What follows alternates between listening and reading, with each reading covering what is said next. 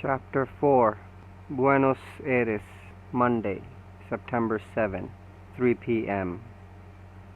The Buenos Aires Autodrome on the dusty outskirts of Argentina's capital city was crammed with 50,000 spectators who had come to watch the championship classic. It was a 115-lap race over the almost 4-mile circuit. The race had been running for nearly 5 hours under a hot, punishing sun, and out of a starting field of 30 cars, only a handful remained. The crowd was seeing history being made. There had never been such a race before, and perhaps never would be again. All the names that had become legend were on the track this day. Chris Amon from New Zealand, and Brian Redman from Lancashire. There was the Italian Andrea Di Arimici in an Alfa Romeo, Tipo 33, and Carlos Mako of Brazil in a March Formula 1. The prize-winning Belgian Jackie X was there, and Sweden's René Wiesel in a BRM. The track looked like a rainbow gone mad, filled with the swirling reds and greens and black and white and golds of the Ferraris and Brabhams and McLaren M19As and Lotus Formula 3s. As lap after grueling lap went by, the giants began to fall. Chris Amon was in 4th place when his throttles jammed open. He sideswiped Brian Redman's Cooper before he brought his own car under control by cutting the ignition, but both cars were finished. René Wiesel was in 1st position, with Jackie X close behind the BRM. On the far turn, the BRM gearbox disintegrated, and the battery and the electrical equipment caught fire. The car started spinning, and Jackie X's Ferrari was caught in the vortex. The crowd was in a frenzy. The 3 cars were outpacing the rest of the field. George Amandaris from Argentina driving a Surtees, Nils Nilsson from Sweden in a Matra, and a Ferrari 312 B2 driven by Martel of France. They were driving brilliantly, daring the straight track, challenging the curves, moving up. George Amandaris was in the lead, and because he was one of them, the Argentinians cheered him madly. Close behind Amandaris was Nils Nilsson at the wheel of a red and white Matra, and behind him the black and gold Ferrari, driven by Martel of France.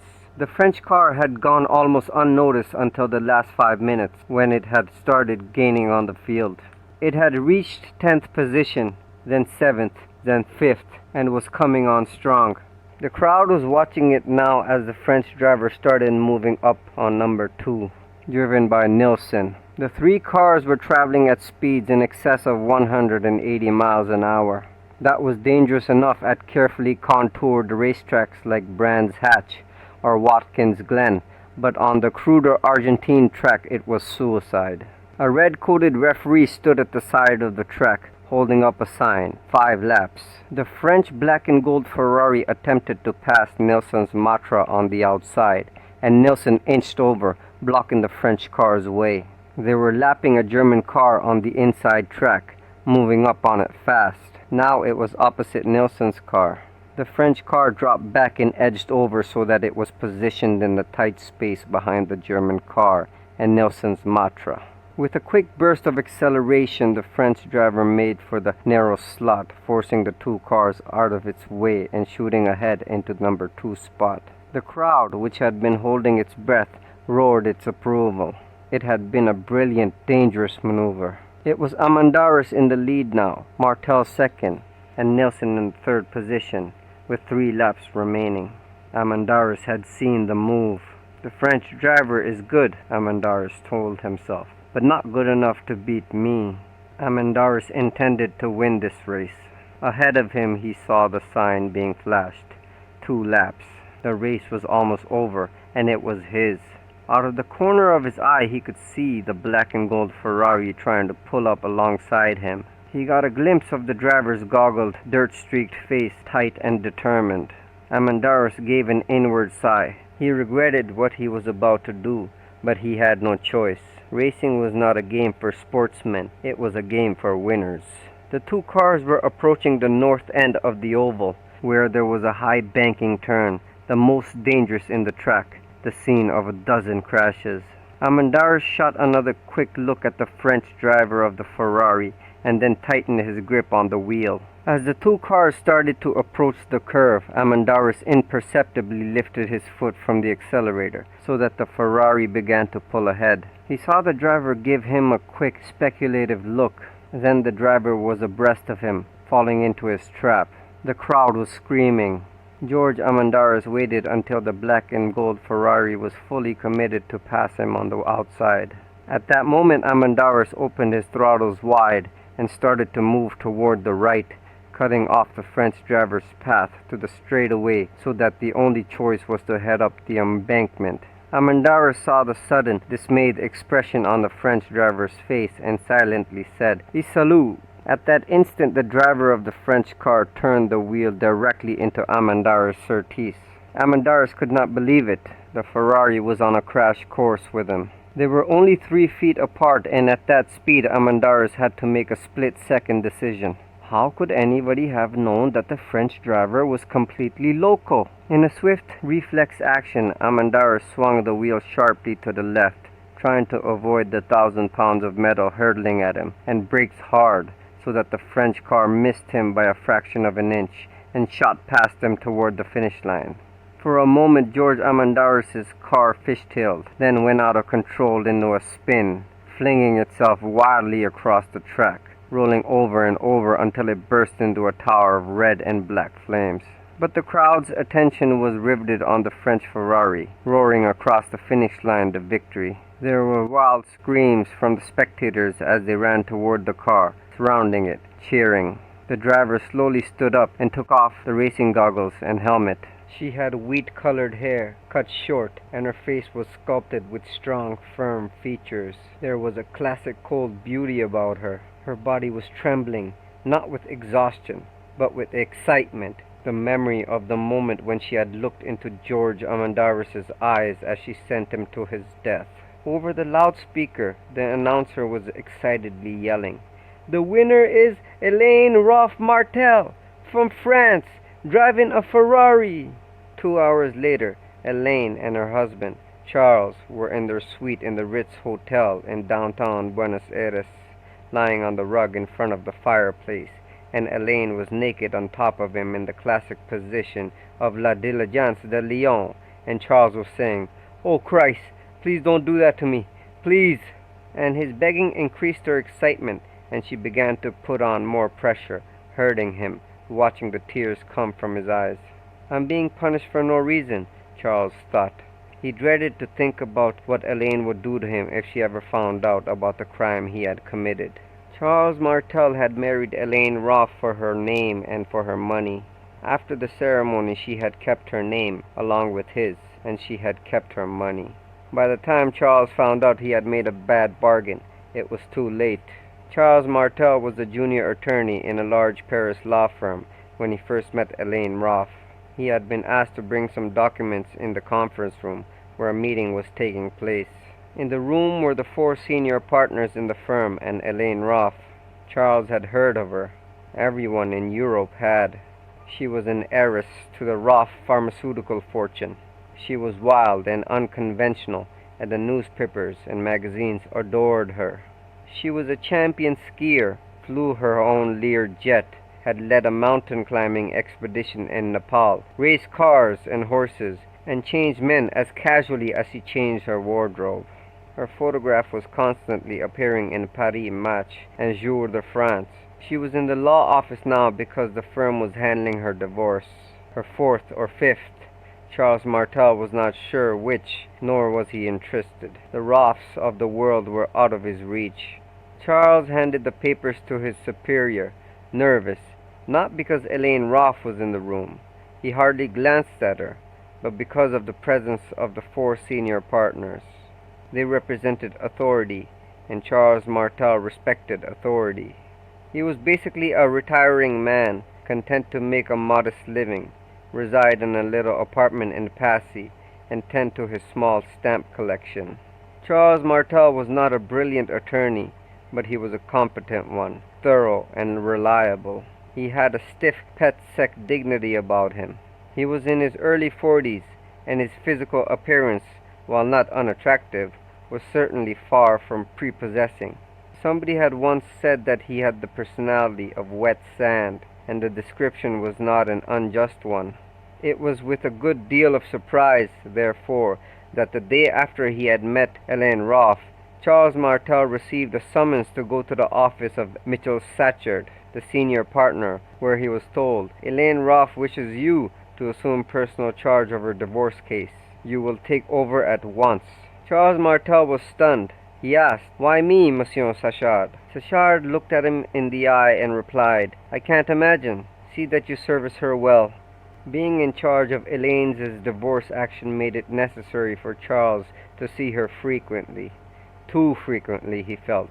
She would telephone him and invite him to dinner at her villa in Le Vecinet to discuss the case, and to the opera and to the house in the Vue. Charles kept trying to explain to her that it was a very simple case, that there would be no problem in obtaining the divorce, but Helene, she insisted that he call her Helene, to his acute embarrassment, told him she needed his constant reassurance. Later, he was to think back on that with bitter amusement. During the weeks that followed their first meeting, Charles began to suspect that Helene Roffe was interested in him romantically. He could not believe it. He was a nobody, and she was a member of one of the great families, but Helene left him in no doubt as to her intentions. "I'm going to marry you, Charles."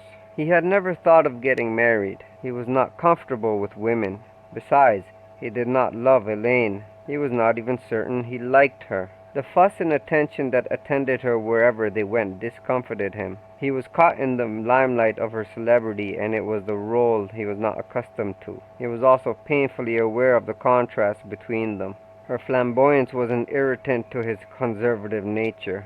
She set fashion styles and was the epitome of glamour, while he was a simple, ordinary, middle-aged lawyer.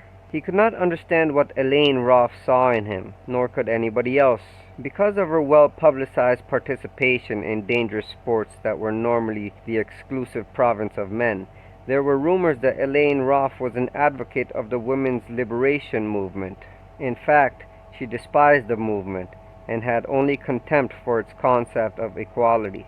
She saw no reason why men should be allowed to become the equal of women. Men were handy to have around when required. They were not particularly intelligent, but they could be taught to fetch and light cigarettes, run errands, open doors, and give satisfaction in bed. They made excellent pets, dressed and bathed themselves, and were toilet trained, an amusing species. Helene Roffe had had the playboys, the daredevils, the tycoons, the glamour boys. She had never had a Charles Martel. She knew exactly what he was. Nothing. A piece of blank clay, and that was precisely the challenge. She intended to take him over, mold him, see what she could make of him. Once Helene Roffe made up her mind, Charles Martel never had a chance. They were married in Neuilly, and they honeymooned in Monte Carlo, where Charles lost his virginity and his illusions. He had planned on returning to the law firm. "Don't be a fool," his bride said. "Do you think I want to be married to a law clerk? You'll go into the family business. One day you'll be running it. We'll be running it." Helene arranged for Charles to work in the Paris branch of Roffe and Sons. He reported to her on everything that went on, and she guided him, helped him, gave him suggestions to make. Charles's advancement was rapid. He was soon in charge of the French operation and a member of the board of directors.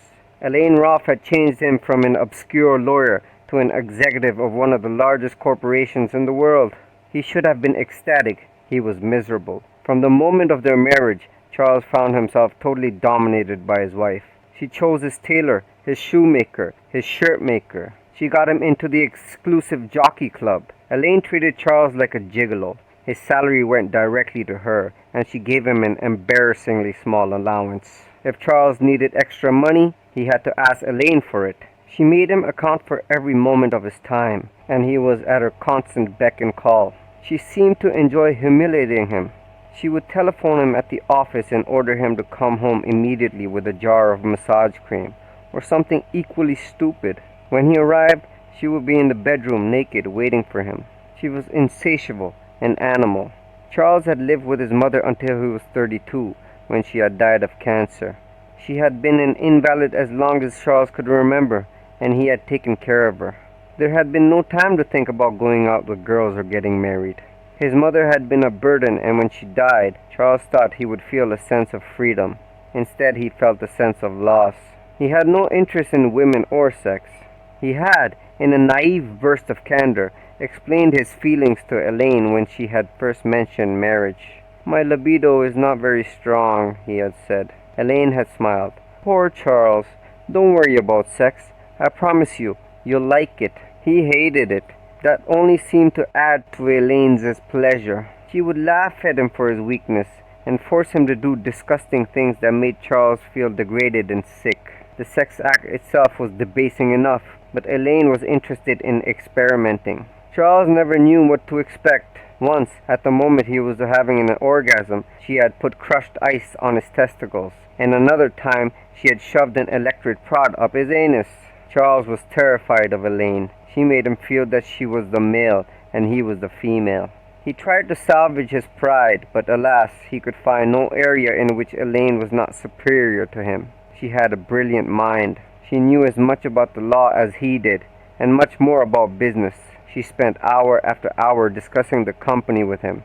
She never tired of it. Think of all that power, Charles. Roffe and Sons can make or break more than half the countries in the world. I should be running the company. My great-grandfather founded it. It's part of me. After one of these outbursts, Helene would be sexually insatiable, and Charles was forced to satisfy her in ways that did not bear thinking about. He came to despise her. His one dream was to get away from her, to escape, but for that he needed money. One day over lunch, a friend of his, René Duchamp, told Charles about an opportunity to make a fortune. "An uncle of mine who owned a large vineyard in Burgundy has just died. The vineyard is going to be put up for sale, 10,000 acres of first-class appellation d'origine contrôlée. I have the inside track." René Duchamp continued, "Because it's my family. I don't have enough to swing the deal by myself, but if you came in with me, we could double our money in 1 year. At least, come and look at it." Because Charles could not bear to admit to his friend that he was penniless, he went to the rolling red slopes of Burgundy to view the land. He was deeply impressed. René Duchamp said, "We'll each put in 2 million francs. In a year we'll each have 4 million. 4 million francs! It would mean freedom, escape. He could go away to some place where Helene could never find him." "I'll think about it," Charles promised his friend. And he did. Day and night. It was the chance of a lifetime. But how?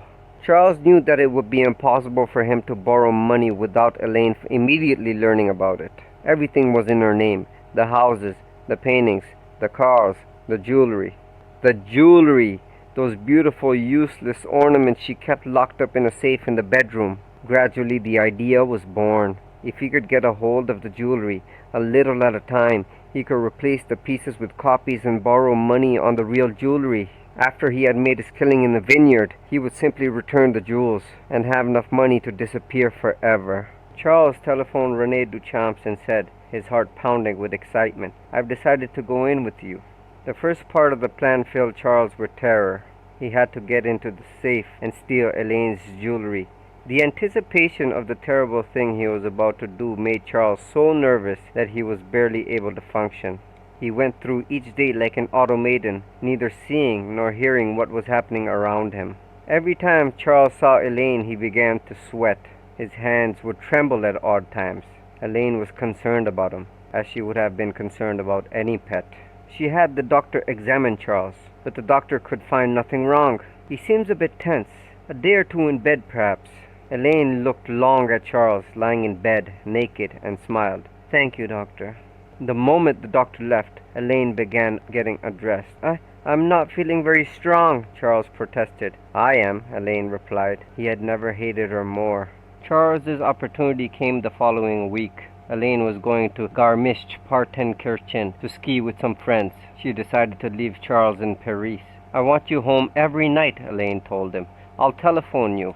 Charles watched her speed away at the wheel of her red Jensen, and the moment she was out of sight, he hurried to the wall safe. He had watched her open it often, and he knew most of the combination. It took him an hour to figure out the rest of it. With trembling fingers, he pulled the safe open. There, in velvet-lined boxes, sparkling like miniature stars, lay his freedom. He had already located a jeweler. one Pierre Richot, who was a master at duplicating jewelry. Charles had begun a long, nervous explanation about why he wanted jewels copied, but Richot said, matter-of-factly, "Monsieur, I am making copies for everyone. No one with any sense wears real jewelry on the streets these days." Charles gave him one piece at a time to work on, and when the copy was ready, he substituted it for the real piece. He borrowed money on the real jewelry from the Crédit Municipal, the state-owned pawn shop. The operation took longer than Charles had anticipated. He could only get into the safe when Helene was out of the house, and there were unforeseen delays in copying the pieces. But finally the day came when Charles was able to say to René Duchamps, "I'll have all the money for you tomorrow." He had accomplished it. He was half owner of a great vineyard, and Helene had not the slightest suspicion of what he had done. Charles had secretly begun to read up on the growing of vines, and why not? Was he not a vintner now? He learned about the different vines. Cabernet Sauvignon was the principal vine used, but others were planted alongside it. Gros Cabernet, Merlot, Malbec, Petit Verdot.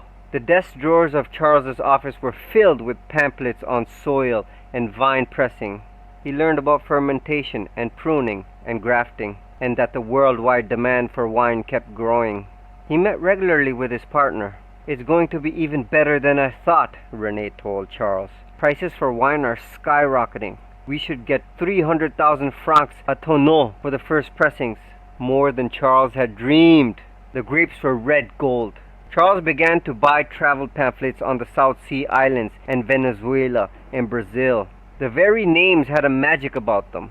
The only problem was that there were few places in the world where Roffe and Sons did not have offices, where Helene could not find him. And if she found him, she would kill him. He knew that with an absolute certainty, unless he killed her first. It was one of his favorite fantasies. He murdered Helene over and over again in 1,000 delicious ways. Perversely, Charles now began to enjoy Helene's abuse. All the time she was forcing him to do unspeakable things to her. He was thinking, "I'll be gone soon, you canvas. I'll be rich on your money and there's nothing you can do about it." And she would command, "Faster now," or "Harder," or "Don't stop," and he would meekly obey her and smile inside. In wine growing, Charles knew the crucial months were in the spring and the summer, for the grapes were picked in September, and they had to have a careful balanced season of sun and rain. Too much sun would burn the flavor, just as too much rain would drown it. The month of June began splendidly. Charles checked the weather in Burgundy once, then twice a day. He was in a fever of impatience, only weeks away from the fulfillment of his dream. He had decided on Montego Bay. Roffe and Sons had no office in Jamaica. It would be easy to lose himself there. He would not go near Round Hill or Ocho Rios, where any of Helene's friends might see him. He would buy a small house in the hills. Life was cheap on the island. He could afford servants and find food, and in his own small way live in luxury. And so, in those first days of June, Charles Martel was a very happy man. His present life was an ignominy, but he was not living in the present. He was living in the future, on a tropical, sun-bathed, wind-caressed island in the Caribbean. The June weather seemed to get better each day. There was sun and there was rain, perfect for the tender little grapes. And as the grapes grew, so did Charles's fortune. On the 15th day of June, it began to drizzle in the Burgundy region. Then it began to rain harder. It rained day after day and week after week, until Charles could no longer bring himself to check the weather reports. René Duchamps telephoned. If it stops by the middle of July, the crop can still be saved. July turned out to be the rainiest month in the history of the French Weather Bureau. By the 1st of August, Charles Martel had lost every centime of the money he had stolen. He was filled with a fear such as he had never known. "We're flying to Argentina next month," Helene had informed Charles. "I've entered a car race there." He had watched her speeding round the track in the Ferrari, and he could not help thinking, if she crashes, I'm free. But she was Helene Roffe Martel. Life had cast her in the role of a winner. Justice had cast him in the role of a loser. Winning the race had excited Helene even more than usual.